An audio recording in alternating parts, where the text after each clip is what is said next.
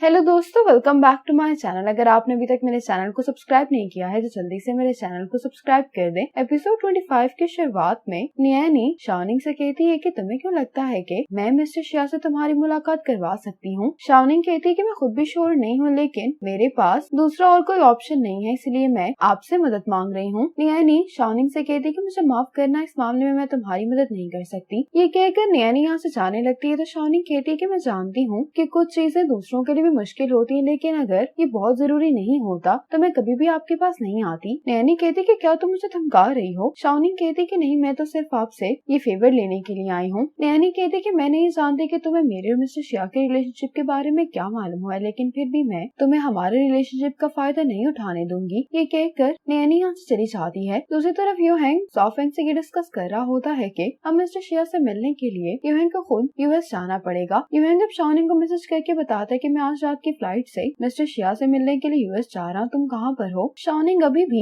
यहाँ पर नियानी का इंतजार कर रही होती है। नियानी जैसे ही बाहर आते तो शाओनिंग कहती है कि क्या मैं आपसे थोड़ी देर के लिए बात कर सकती हूँ, लेकिन नियानी इसको इग्नोर करके यहाँ से चली जाती है। शाओनिंग बारिश में भीगते हुए नियानी की कार का पीछा करती है। नियानी भी शाओनिंग को अपने पीछे आता हुआ देखकर गाड़ी रोकने के लिए कहती है। ये देखकर शाओनिंग जल्दी से नियानी के पास जाती है और कहने लगती है कि हमारे बैंक का प्रपोजल वीजी के रिजॉर्ट प्रोजेक्ट के लिए परफेक्ट है, इसलिए मुझे यकीन है कि मिस्टर शिया भी ये अपॉर्चुनिटी मिस नहीं करना चाहेंगे। नैनी कहती कि मैंने तुमसे कहा था कि धमकी मुझ पर काम नहीं करेगी। शाओनिंग इसको बताते कि यूहेंग और मेरी शादी होने वाली है, इसलिए मैं ये बात समझ सकती हूँ कि अपने रिलेशनशिप को छुपा कर रखना कितना मुश्किल है। मैं ये सब कुछ आपको धमकाने के लिए नहीं कर रही हूँ, मैं तो सिर्फ उसकी मदद करना चाहती हूँ। ये सुनकर नैनी शाओनिंग को कार में बैठने के लिए कहती है। शाओनिंग नैनी के साथ यहाँ से चली जाती है। अब शाओनिंग जब ऑफिस आ जाती तो यूहेंग इसको इस तरह से देखकर अपना कोट देता है और कहने लगता है कि ऐसे तुम्हें ठंड भी लग सकती है। शाओनिंग यूहेंग से कहती है कि अब तुम्हें अमेरिका जाने की जरूरत नहीं है, मिस्टर शिया चाइना में ही है। शाओनिंग कहती है कि किसी की मदद से मैंने तुम्हारी और मिस्टर शिया की मीटिंग कल 4 बजे अरेंज करवा दी है। तेंग्यू भी यहाँ पर मौजूद होती है। कहती है कि क्या तुम मजाक कर रही हो। तो शाओनिंग बहुत गुस्से में इससे कहती है कि मैं मजाक कर रही हूँ या नहीं तुम्हें इसके बारे में कल मालूम हो जाएगा। तेंग्यू कहती है कि जो काम मैं एक फोन कॉल से कर सकती हूँ उसके लिए तुम्हें बारिश में भीगना पड़ा है। शाओनिंग कहती है कि अगर ऐसी बात है तो तुमने फिर पहले ऐसा क्यों नहीं किया। ये तेंग्यू से कहती है कि अगर तुम्हें किसी का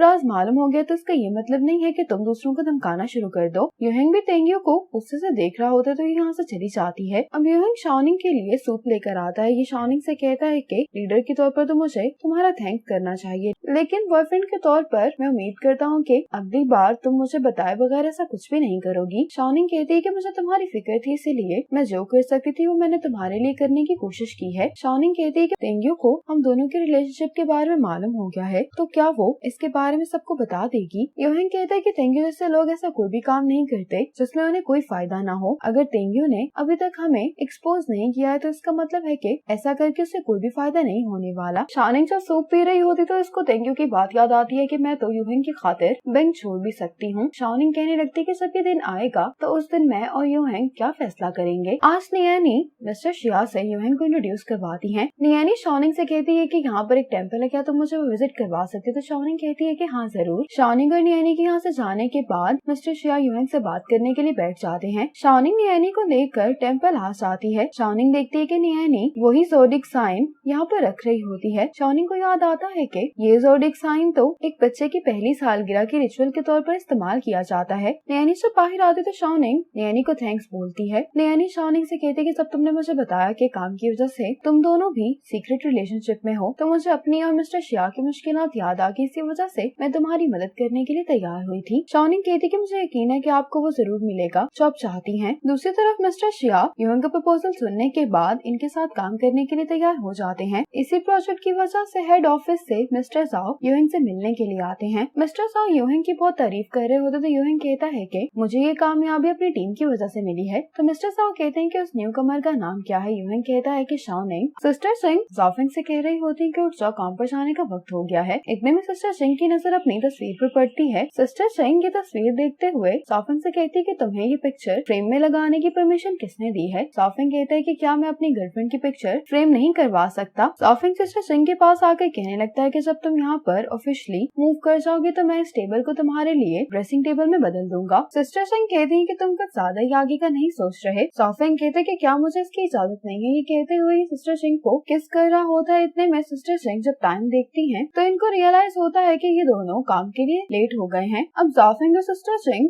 एक साथ ही ऑफिस आते हैं, लेकिन आज जाफेंग को लेट देखकर ली शियांग और शूली कहने लगते हैं कि ये कोई नॉर्मल बात तो नहीं है। ये जाफेंग से कह रहे होते हैं कि क्या तुम रिलेशनशिप में हो। सिस्टर चिंग भी इनकी बात सुन रही होती है। जाफेंग कोई जवाब नहीं देता, लेकिन शूली सबको ऑफिस में बताने लगता है कि अब इसकी गर्लफ्रेंड है। ली शियांग जाफेंग को अपनी गर्लफ्रेंड से मिलवाने के लिए कह रहा होता है, तो जाफेंग बात बदलते हुए कहने लगता है कि आजकल तो मैं वेजी ग्रुप के प्रोजेक्ट की वजह से काफी बिजी था, तो मैं आप सब लोगों को खाने की ट्रीट दूंगा। इतने में यूएंग आके सबको बताता है कि हमने वेजी कंपनी के साथ कॉन्ट्रैक्ट साइन कर लिया है। ये कॉन्ट्रैक्ट साइन होने में शाओनिंग की भी बहुत एफर्ट्स है, इसीलिए सब लोग शाओनिंग के लिए तालियां बजाने लगते हैं। यूएंग कहता है कि मेरे पास तुम लोगों के लिए एक और गुड न्यूज है, और वो ये कि मिस्टर शिया ने हम लोगों को वेजी का रिजॉर्ट प्रोजेक्ट विजिट करने के लिए बुलाया है। यूएंग कहता है कि बैंक हम सबको पेड लीव पर भेज रहा है। ये सुनकर तो सब लोग बहुत खुश हो जाते हैं। अब जाफेंग सिस्टर चिंग के लिए सैंडविच फाइल में रखकर इनको देने के लिए आ जाता है। ये देखकर सिस्टर चिंग कहती है कि आखिर ये तुमने कब खरीदा।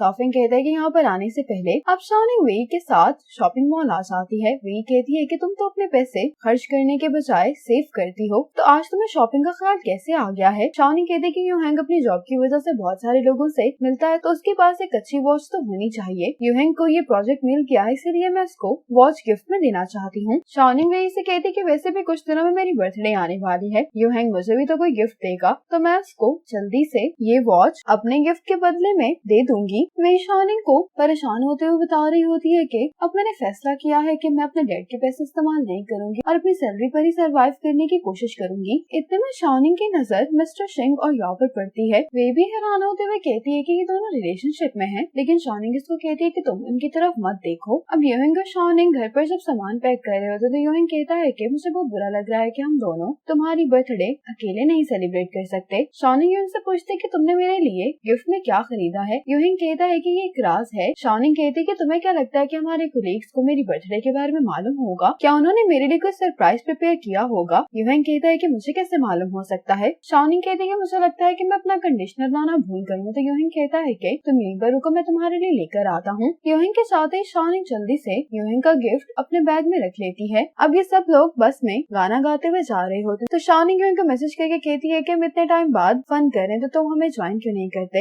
यूहिंग कहता है कि क्या तुम मेरा गाना सुनना चाहती हो। शाओनिंग कहती है कि हाँ, तुम्हारा गाना सुने हुए काफी वक्त हो गया है, लेकिन इस गाने की वजह से सिस्टर चिंग की तबीयत खराब हो रही होती है, तो इन सब लोगों से कहती है कि तुम लोग प्लीज गाना मत गाओ। जाफेंग सिस्टर चिंग को मैसेज करके पूछता है कि क्या तुम ठीक हो, क्या मेरी सिंगिंग की वजह से तुम्हारी ये हालत हो रही है। तो ये मैसेज देखकर सिस्टर चिंग हंसने लगती है। शाओनिंग सिस्टर चिंग को यूँ हंसता हुआ देखकर कहती है कि क्या आप रिलेशनशिप में हैं। सिस्टर चिंग कहती है कि मेरे लिए रिलेशनशिप में होना क्या आम बात नहीं है। शाओनिंग सिस्टर चिंग से इनके बॉयफ्रेंड के बारे में पूछने लगती है, तो सिस्टर चिंग कहती है कि ये बॉयफ्रेंड मेरे लिए काफी सूटेबल है। ये सुनकर जाफेंग बहुत खुश हो जाता है। यहाँ पर पहुँचने के बाद यूहिंग कहता है कि हमें बहुत टाइम बाद एंजॉय करने का वक्त मिला है, इसलिए जो भी एक्स्ट्रा खर्चे होंगे वो मैं कवर करूंगा। ये सुनकर सब बहुत खुश हो जाते हैं। अब जब सब लोग अपने अपने रूम में जा रहे होते हैं, तो यूहिंग जाते हुए शाओनिंग के हाथ में रूम की पकड़ा देता है। ये यूहिंग के रूम की होती है देखकर शाओनिंग मुस्कुराने लगती है। अब ये सब लोग बाहर आकर रिलैक्स कर रहे होते हैं। सिस्टर चिंग बार बार जाफेंग की तरफ देख रही होती है, क्योंकि ये जाफेंग के साथ अकेले वक्त गुजारना चाह रही होती हैं। अब जाफेंग अपने कोलीग्स के साथ मिलकर वाटर गन से सिस्टर चिंग के ऊपर अटैक करता है। ये देखकर सिस्टर चिंग गुस्सा हो जाती है, यहाँ से चली जाती हैं। सिस्टर चिंग को नाराज देखकर जाफेंग इनको रोकने की कोशिश करता है। अब सिस्टर चिंग को दिखाया जाता है जो कि काफी परेशान दिखाई दे रही होती हैं। आज डिनर के दौरान जाफेंग सबसे कह रहा होता है कि